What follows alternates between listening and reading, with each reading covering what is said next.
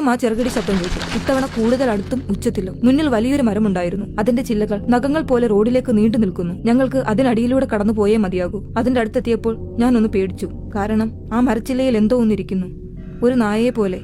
പക്ഷെ നായക്കൾ മരത്തിൽ കയറാറില്ലല്ലോ.